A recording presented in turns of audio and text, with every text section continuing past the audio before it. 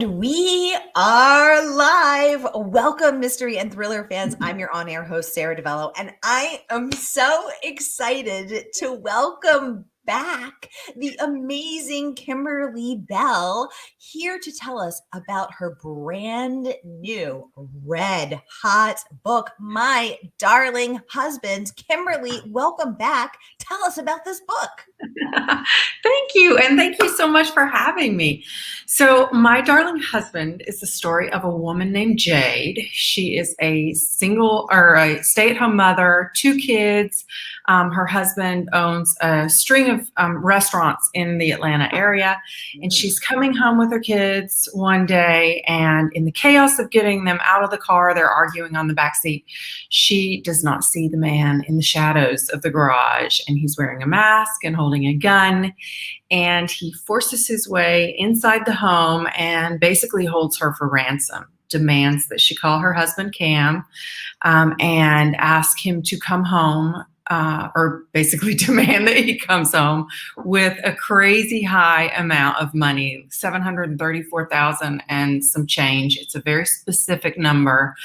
And so while he's racing around town trying to pull this money together, she is becoming more and more certain that maybe this wasn't such a random home invasion, that this man might know more about her and her husband than he is saying.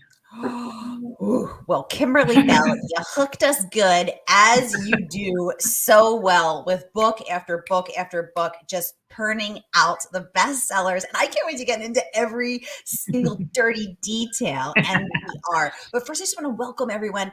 We are streaming to 6 different destinations now across Facebook and YouTube. So no matter where you're watching from, you're in the right place. This is the right time. If you've been here before, you know how it works. This is your time to talk to this amazing author. So ask the internationally best-selling Kimberly Belle anything you want about her writing process, about her characters, about maybe some secrets she's never shared before. What secrets you hide in, Kimberly? This is your time. Get them going in the questions. They're already coming in. Anissa saying hello, Sara and Kimberly from South Carolina. Anissa, welcome. She's a bookstagrammer doing big things with friends in fiction. Leslie saying hello from Canada. Leslie, welcome to the conversation. Susan saying hello from Nashville. Susan. Hi, Susan. I recognize that name. Yay! Leslie says she is so excited for this. If you're watching from a private Facebook group, you have to enable privacy to let us see your picture, but no worries. You can be on brand and stay mysterious. Darla saying, good afternoon. Sounds like an incredibly interesting book. Anissa saying she just started listening to it. Oh, nice. Thank you. Somebody else pre-ordered their copy. It's coming tomorrow. Hello from another friend watching from Facebook. Tara saying, thank you. Sherry saying hello from Ohio. Welcome, everybody. We're so happy to have you. Kimberly, let's get into it. So you are dealing with this couple, Jade and Cam. He's got a restaurant. He's got some secrets. Mm-hmm. Start kicking off with this nightmare, this terror. I mean, I think we all fear a home invasion. Let's start there. What made you think of this terrifying idea? Well, I think it's one of those things that everyone is terrified of, right? I mean, I know I have thought through those scenarios multiple times, and you asked me before about my little secrets. It's not really a secret, but I kind of modeled this home on a house that my husband and my family used to live in. So I knew the footprint very well, and that little place from the garage, it's a detached garage, to the back door. I always, when it was dark, I'd be like, who's back here? So it was something that was, kind of front of mind, one of those secret fears kind of in my head. But then when I started, thinking about, okay, what's my next story going to be about? I had proposed a bunch of other ideas to my editor, and I kept getting shot down for all sorts of different reasons. And so at one point I kind of flipped it back to her and I said, well, what kind of stories would you like to see? Because every editor I've ever worked with and known has a list of books that they would like to see. And so she sent me a list of probably 5 or 7 things. And one of them was a mother protecting her home and her family from danger. And as soon as she said that, with, all the other fears in my head, the story just kind of plopped into my head and I started working it out. So Yeah, it's kind of a combination of my deepest, darkest fears and my agent or my editor, putting that bug in my ear.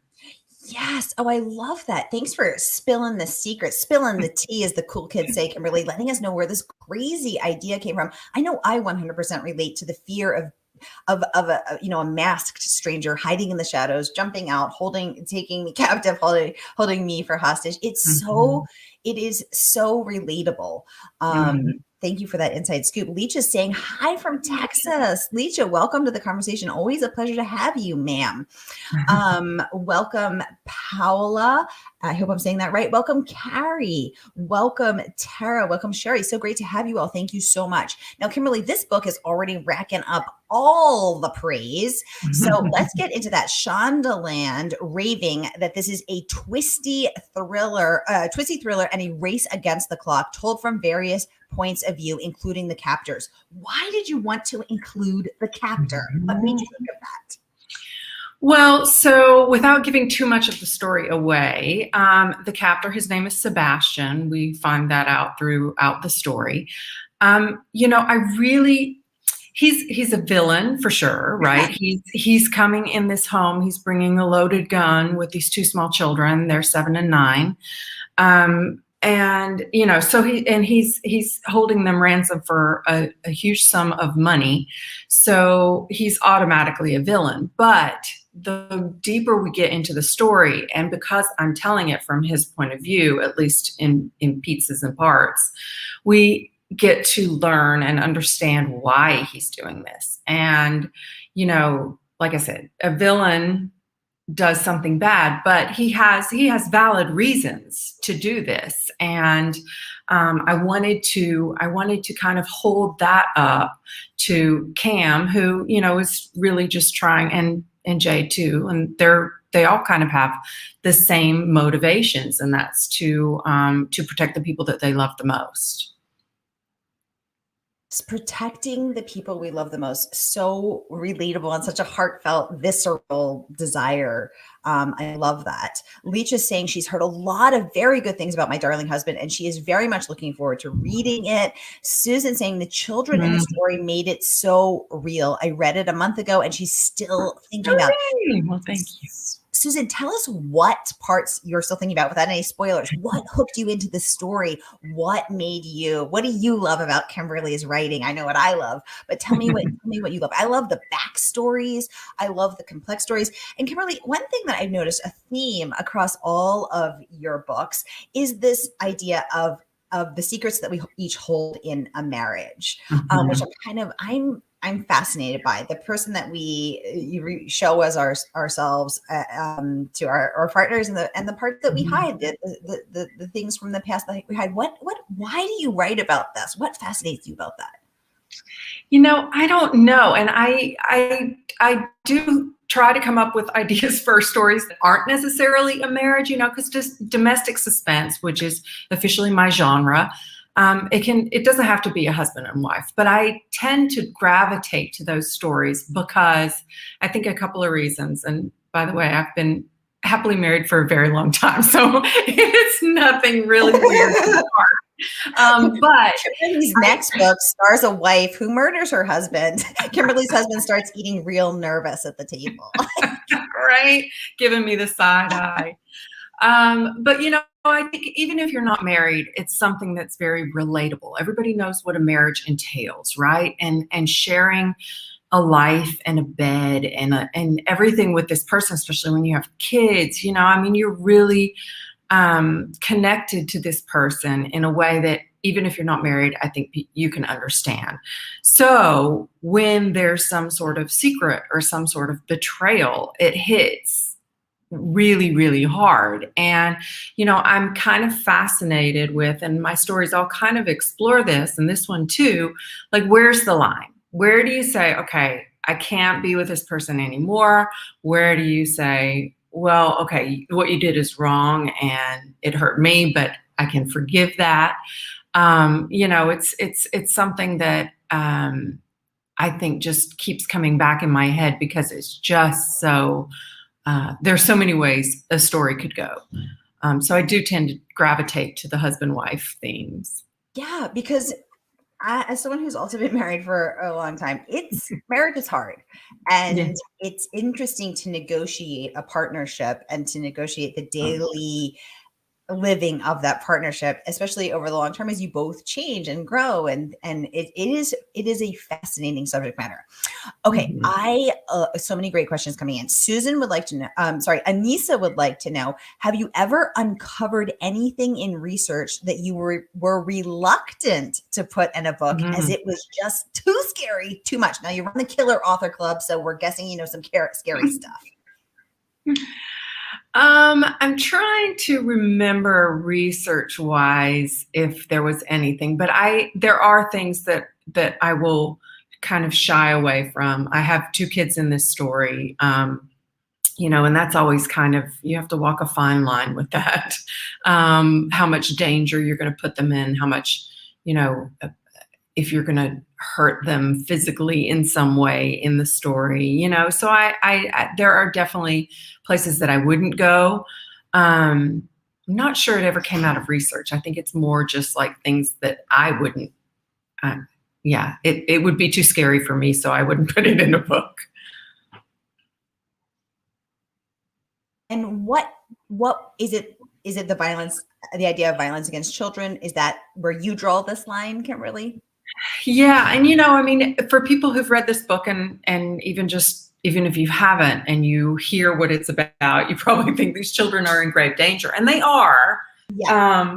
But I'm very careful with it. And another thing I did in this book is I gave these kids, especially the older one, the 9-year-old, she's a girl. I gave her, some control over her destiny, and I made her really smart and made her maybe a little too brave. She takes some risks. But that's really part of the story, in that for Jade, it's super scary, right? If you see your daughter taking these risks and you're not in control, you can't help her. But also for the reader, it's fun to see this kid stand up for herself and do these things that, ultimately kind of, she's definitely a little too brave in parts. And did you send that as a message to your kids? Like, you can be brave, or just to yourself, like, my kids could be brave in this. Yeah. Yeah. My kids are big and grown, so I don't know if I could have written this book when they were that age. Ooh, okay. Yeah, they're big and grown, but I do like writing characters, my main characters, and in this case, these children, especially the daughter, who maybe don't realize how brave they are until they're put in a position where they have to save themselves. Those are the kind of characters I like to read, and so those are the characters that I like to write as well. Oh, I love that. Richa would like to know, what inspired you to write this book? Terror. A deadline? No. Yeah, I talked about, kind of, my editor planted the story in my head, but I live in for much of the year in Atlanta, and unfortunately it's something that we hear a lot on the news, these home invasions. And I actually even kind of know someone that the detail about the money came from a home invasion that happened in Atlanta. Another, wife coming home with two kids. They took her in the house. It was actually two kidnappers in this case, but they also demanded a very strange, specific amount of money. And it turns out that was from a bank statement they had pulled from the mailbox. So lesson number one, lock your mailboxes. If you have a traditional mailbox, make sure there's a lock on it. Maybe have your bank send you emails instead of paper statements. But yeah, so it's unfortunately something that happens a lot in the real world in which I live. And so yeah. And super scary. Wow, that is fascinating to know that that's from a true that was inspired by a true story. How Yeah. bizarre, and also Yeah. absolutely terrifying. And what I liked about that detail too is that, it automatically says that these people know something about these people, right? That the kidnappers know something about this family. They knew how much money they had in the bank account. So automatically the reader is clued in, even if Jade, my main character, doesn't quite know it yet. The reader knows that there's something going on that that Sebastian knows a little bit too much about this family. Ooh, okay, okay. And I just want to say, Nikki Miracle, who is a book reviewer, is watching with us as well. Nikki, welcome to the conversation. And so is Nancy Murrow Wren. Nancy, a fabulous book reviewer. Welcome to the conversation. Thank you so much for tuning in. Nancy says she has pre-ordered the copy. It's going to be shipped to her tomorrow. Leacha says this is a very good topic. Who knows what's really going on behind closed doors? Yep. Christine, welcome to the conversation. She said, this is my book club pick when it comes out. Yay!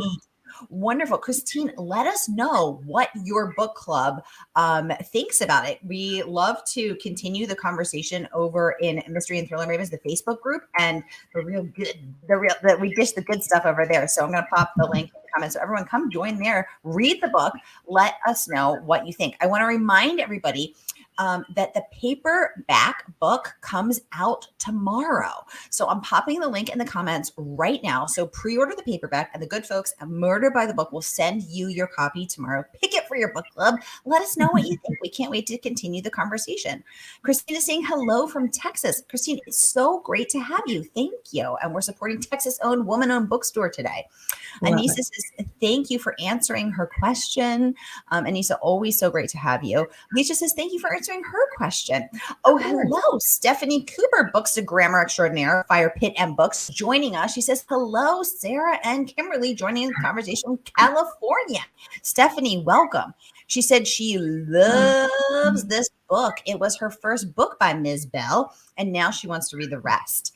Kimberly has a fabulous book backlist, so definitely check those out. Kimberly, I know it's hard to pick because you have to pick your favorite baby, but do you feel this is your best book yet, your best work yet?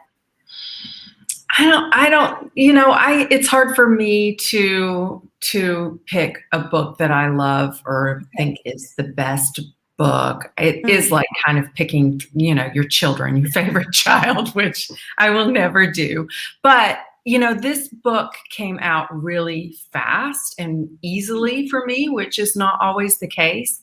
I think partly because it is so high intensity, and the pacing is just like really fast. And so maybe that made me write it really fast, because there was something always going on.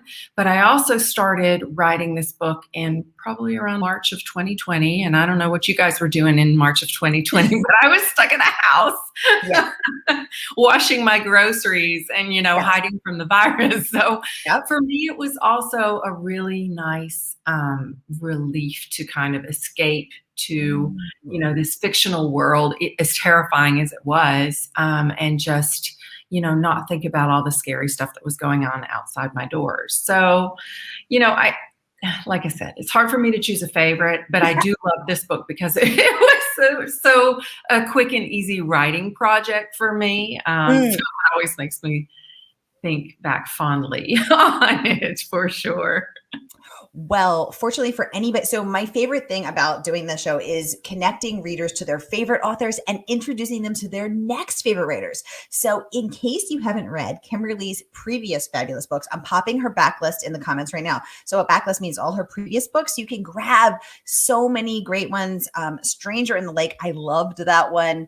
The Marriage Lie, again, dealing with secrets and marriages, although Stranger in the Lake also dealing with Kimberly's favorite topic, secrets and marriages.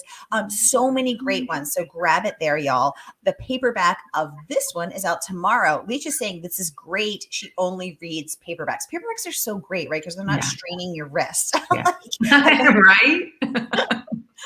Anissa would like to know, are all of your books standalone? If yes, is there one that you would ever want to write a sequel to? Cool question.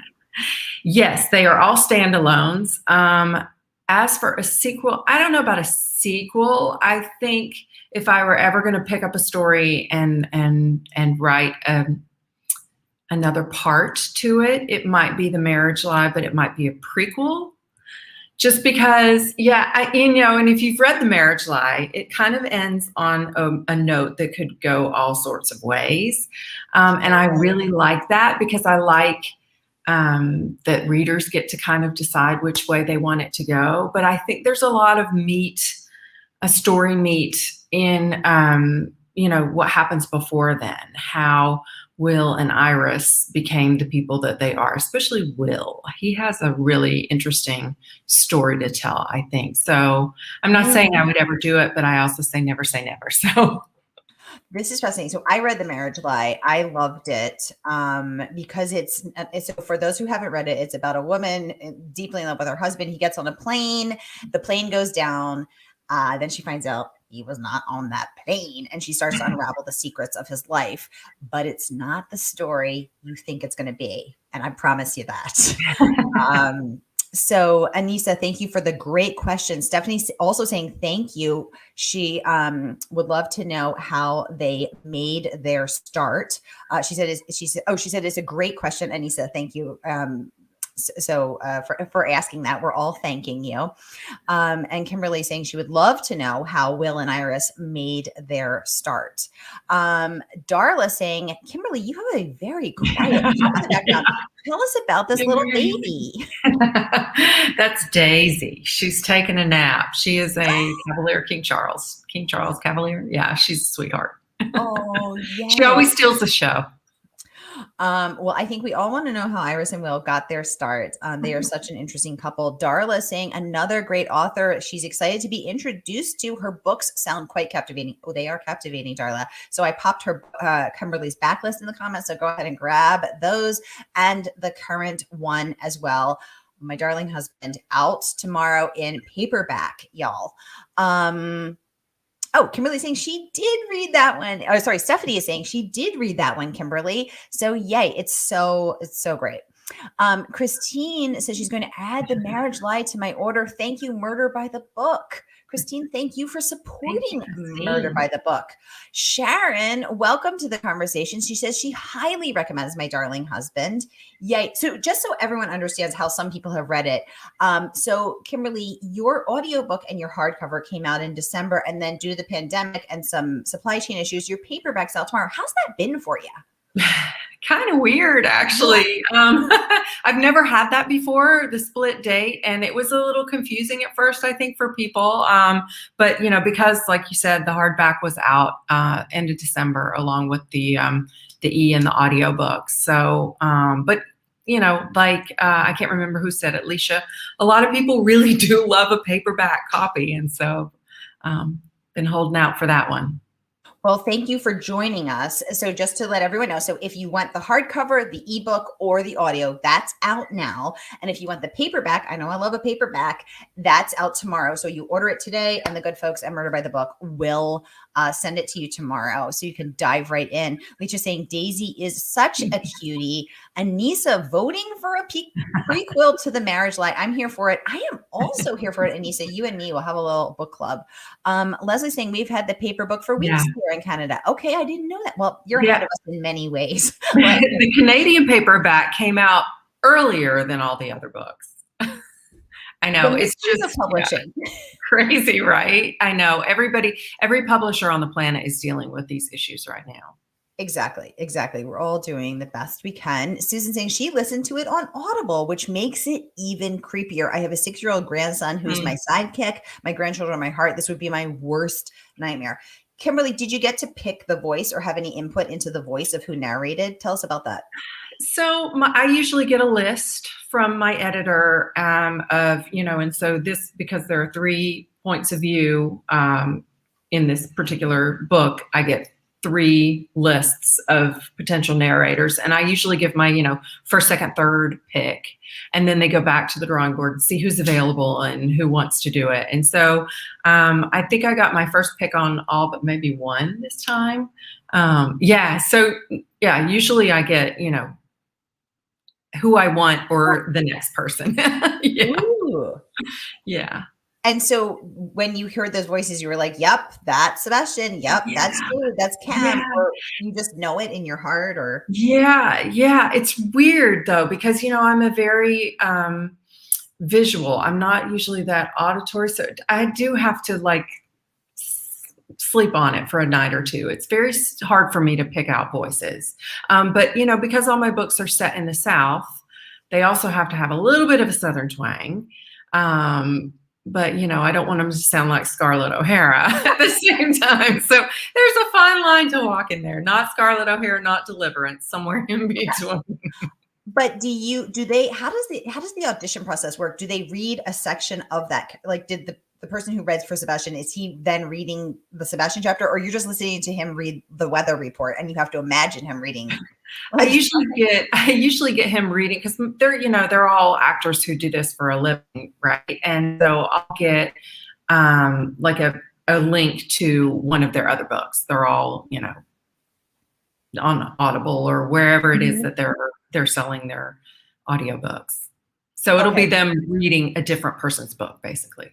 Oh, interesting. Okay. Well, Kimberly, the rave reviews just keep pouring in. Congratulations on all of this praise, which you have earned. Good morning, America, raving about this, calling it a breakneck pace. I just popped the full review in the comments for anyone who wants to read it. But Jocelyn Jackson also raving about this. Jocelyn was on the show when her last book came out. Hannah Mary McKinnon. I mean, they just keep coming in. Everyone is loving this book, which is so, so exciting. All right, everybody, we have 5 minutes left. So get your last questions going for Kimberly Belle right there in the comments, and we'll get them over to her. While you're thinking of them, I will pop in Publishers Weekly's rave review as well. They are calling this a captivating thriller. And Kimberly, let's talk about that from a craft perspective. How do you captivate readers? What do you think the secret is? Good question. Do you know the answer? No, that's why I'm asking. I think part of it is, presenting a story that, and these are the kind of stories that I like to write, that could happen to anyone. It could happen to you, could happen to me. It's not so outlandish that, it seems completely fictional. I mean, it's a story that you hear about in the real world, unfortunately. And then, putting the children in that position also helps to draw in the reader, because then you're automatically rooting for them, right? I mean, who doesn't root for the kids? We want them to be okay, right? Yeah. So I think it's also, presenting your main characters as, people that you want to succeed. You want them to get out of this alive, and giving them, making your reader like them. Maybe not totally agree with everything that they're doing, but at least like them and want them to succeed. Ooh, I love that answer, Kimberly. Thoughtful as always. Okay, I thank you guys for the questions. I'm going to get to every single one of them. Stephanie Cooper would like to know, I went into this completely blind and I loved it that way. I had no clue what to expect. Kimberly, do you know what to expect? More writing, do you plot, or do you just go where the story follows? No, I plot everything out. And I literally stare at lots of walls and, think through my story for many, many weeks before I write the very first word. And part of it is that I have to get my editor's input. That's part of my pitch, basically, for a story, is that I give them a chapter by chapter outline. And, by the time I'm done, it can be sometimes a 20-page outline. So, I'm really thinking through my story and getting it in my head. And then when I sit down to write, I know exactly what I'm supposed to be writing every day when I sit down, which is a nice thing. I know that there are lots of authors that do it, differently, and that just sit down and see where the story takes them. But I would write myself into way too many corners that way. Yeah, I've always wondered how they don't, because I would be down a dead end in about 30 seconds and then just spinning my wheels. Leisha would like to know, what was your favorite book when you were a child? Like child, the first book that I remember falling completely in love with is Charlotte's Web. Oh, Charlotte's Web. Yay, I love that. Sharon would like to know, was it hard to write a book that basically takes place in one place, or was that easier? Great question, Sharon. It wasn't hard in this particular case. I think it might be in other ways, but because I had Cam's chapters in there, and Cam is running all over town trying to pull together the money. So that, takes place, of course, outside of the house. And then I had Sebastian, which we were getting a little deeper into his motivations and, reasons for choosing Jade and the kids and Cam. So that kind of, I think, broke it up. But I think writing a book in one place, like a locked door mystery kind of thing, must be really hard otherwise. Interesting. I have no idea because I've never, that is an interesting question. Yeah. Christine saying she just placed her order for 3 of sweet. your books. Thank Yes, you. she cannot wait. Christine, thank you for shopping Indie, for supporting a woman-owned Indie. Thank you for supporting our favorite bookstore, Murder by the Book. That's amazing. You're amazing, and we can't wait to hear what you think.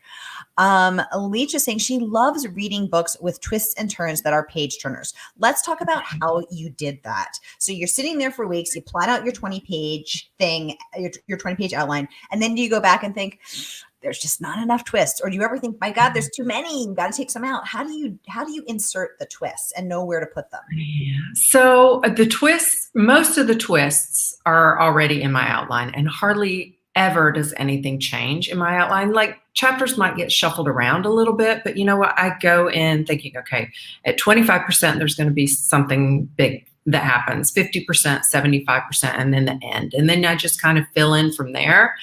But what did come with this particular book, I start out with Cam being interviewed after this whole ordeal is over. He's doing a sit-down television interview. And those chapters were something that I came in at the very end. They weren't in my outline, but I finished the book and I was like, it just needs just a little something more. And so I thought, okay, well, we'll have Cam being interviewed. So we know that he survived, but we don't know anything else. And we're learning kind of Cam's secrets through this interview, and the things that he was keeping from his wife, Jade. Because that's an interesting thing to add. I would never think of that, to think of this, to think of the idea of doing an interview and so that that he lives, but you don't know, that was really interesting. And I love knowing that you added that in later. Yeah.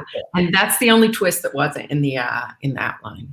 Okay. Stephanie saying there is no such thing as too many twists. Agreed. I mean, right? That's what we're here for. I love that. Alicia saying Charlotte's Web is also one of her favorite books. Thank you again for answering her questions. And Nisa saying, thank you, ladies. Fascinating chat. Can't wait to dive deeper into the book later today. And Nisa, keep us posted on what you think. Looking forward to that. All right, y'all, we are out of time. Thank you so much for spending your lunch break with us. Thank you for tuning in, your afternoon break. Kimberly Belle, best-selling author, thank you for coming back. So Kimberly was one of the very, very first authors to come on this right when I launched this series. And what a pleasure and an honor and a delight to have you back 2 years later, Queen. I know. Well, thank you for having me. This is fun. Yay. All right, everybody. I just want to remind you to grab your copy of the book. It's out tomorrow. I'm going to pop it in the link one more time. Grab your paperback copy. I'm popping it in right here. Order this book. Get it for your book club. Stephanie saying, thank you. Thank you for joining us, ma'am. And I will see y'all tonight with Sarah Pekkanen, Greer Hendricks, and the incredible Kelly Garrett. See you soon. Oh, thank you, ladies.